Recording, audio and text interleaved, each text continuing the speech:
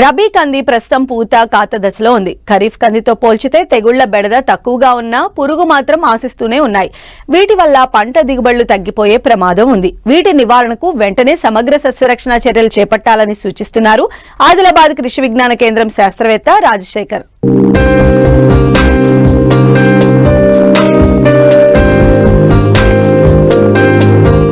అపరాలలో ముఖ్యమైన పంట కంది. తెలుగు రాష్ట్రాల్లో అధిక విస్తీర్ణంలో ఖరీఫ్లో సాగు చేస్తారు రైతులు. అయితే ఇటీవల చాలా ప్రాంతాల్లో రబీలో రెండో పంటగా స్వల్పకాలిక రకాలను సాగు చేస్తున్నారు. వివిధ ప్రాంతాల్లో ప్రస్తుతం పూత కాత దశలో ఉంది. ఈ దశలో శనగపచ్చ పురుగు, మారుక ఆకుముడత పురుగు, కాయ ఈగ ఆశించి తీవ్రంగా నష్టపరుస్తుంది. తొలి దశలో నివారించగలిగితే మంచి దిగుబడులు పొందవచ్చు. పురుగులు ఆశించినట్లు గుర్తిస్తే రైతులు చేపట్టాల్సిన సమగ్ర సస్యరక్షణ చర్యల గురించి తెలియజేస్తున్నారు ఆదిలాబాద్ కృషి విజ్ఞాన కేంద్రం శాస్త్రవేత్త రాజశేఖర్. ఆదిలాబాద్ జిల్లాలో రబీ పంట ముఖ్యంగా శనగ, అదేవిధంగా జొన్న, గోధుమ ఎక్కువగా పండిస్తూ ఉంటారు. మరి వీటి ప్రత్యామ్నాయంగా గత 2 సంవత్సరాల నుంచి ఆదిలాబాద్ జిల్లాలో ఈ రబీ పంటగా కందిని రైతులు సుమారుగా 250 నుంచి 300 ఎకరాలలో సాగు చేస్తూ ఉన్నారు. మరి ఈ సంవత్సరం కనుక చూసుకున్నట్లయితే అక్టోబర్ చివరి వారంలో, నవంబర్ మొదటి వారంలో ఈ కంది పంటను రైతులు వేసుకోవడం జరిగింది. అయితే ముఖ్యంగా ఈ జైనద్, బేలా మండలాలలో రైతులు ఎక్కువగా సాగు చేస్తూ ఉన్నారు. రబీ పంట ప్రస్తుతానికి అంటే ఇరిగేషన్ సోర్సెస్ ఉన్న ప్లేసెస్లో మరి పూత కాత దశలో ఉంది. మరి అంటే ఈ సంవత్సరం చూసినట్లయితే ప్రస్తుతం వరకు పంట బాగానే ఎదుగుదల ఉంది. కానీ ఈ రబీ కాలంలో ఖరీఫ్లో లాగానే మరి ఈ చీడపీడలు రావడం అనేది జరిగింది. అదేవిధంగా ఎత్తు కూడా ఉండాల్సిన దానికంటే మరి సగం ఎత్తుగా ఉంది. అంటే మోకాల ఎత్తు మందమే ఉంది. సో ఏదేమైనా కూడా కొంత మొక్కల సంఖ్య మరి ఖరీఫ్తో పోలిస్తే సుమారుగా డబుల్ మొక్కల సంఖ్య ఎకరానికి వేయడం, అంటే 8 నుంచి 10 కిలోలు రైతులు వేయడం జరిగింది. కాబట్టి దాని పరంగా దిగుబడి కూడా కొంత డబుల్ వచ్చే అవకాశం ఉన్నది. కానీ మరి ఈ దశలో ఇప్పుడున్న ప్రస్తుత పరిస్థితులలో పూత కాత దశలో ఎక్కువగా ఈ కీటకాలు ఆశించడం అనేది జరుగుతూ ఉంది. సో ముఖ్యంగా కీటకాల విషయానికి వస్తే ఈ శనగపచ్చ పురుగు, అదేవిధంగా మారుక ఆకు ముడత పురుగు, అదేవిధంగా కాయ ఈగ అనేది గమనించడం జరిగింది. మరి వీటి నివారణకు ఖచ్చితంగా 15 రోజులకోసారి ఒక 2-3 స్ప్రేలు చేయవలసిన అవసరం ఉంది.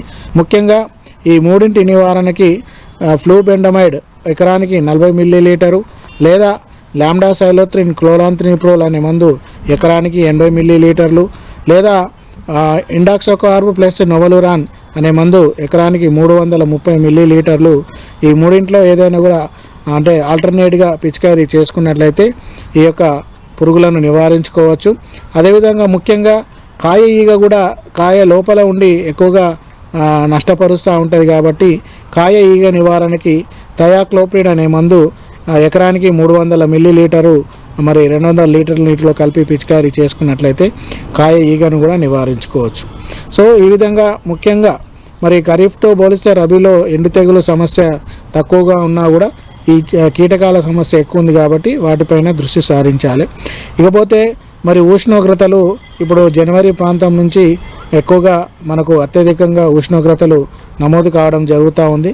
సో దానికి అనుగుణంగా ముఖ్యంగా రబీ పంటలో మరి నీటి వినియోగం అనేది ఎక్కువగా ఉంటుంది. కాబట్టి వీలైనంత వరకు భూమి తడిపేటట్లు మరి ఇరిగేషన్ అనేది స్ప్రింక్లర్ ద్వారా ఇవ్వాల్సిన అవసరం ఉంటుంది. సో అది చూసుకోవాలి. ఇకపోతే పోషకాలు సంబంధించి ముఖ్యంగా మరి కంది పంటలో విత్తనం వేసేటప్పుడు కానీ విత్తనం వేసిన 10-15 రోజులకు కానీ అడుగు మందుగా నత్రజని, భాస్వరం, పొటాషియం వేస్తూ ఉంటారు. మరి ఇప్పుడు పంట చివరి దశలో ఉంది కాబట్టి ఇప్పుడు పంట అడుగు మందుగా వేసినా కూడా తీసుకొని పరిస్థితి ఉంటుంది.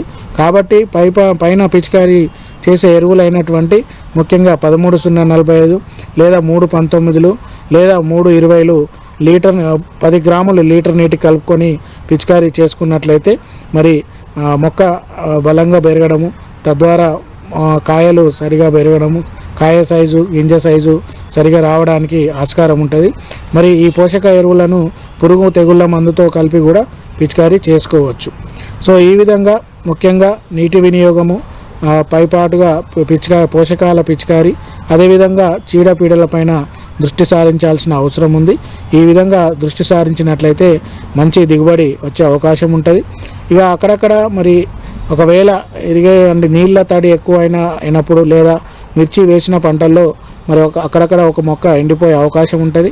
సో ఆ ఎండు తెగులు నివారణ కూడా ముఖ్యంగా కాపర్ ఆక్సీ క్లోరైడ్ 3 గ్రాములు లేదా కాపర్ హైడ్రాక్సైడ్ 2 గ్రాములు లీటర్ నీటికి కలుపుకొని మొక్క మొదట్లో డ్రెంచింగ్ చేసినట్లయితే ఆ ఎండు తెగుల్ని కూడా నివారించుకోవచ్చు.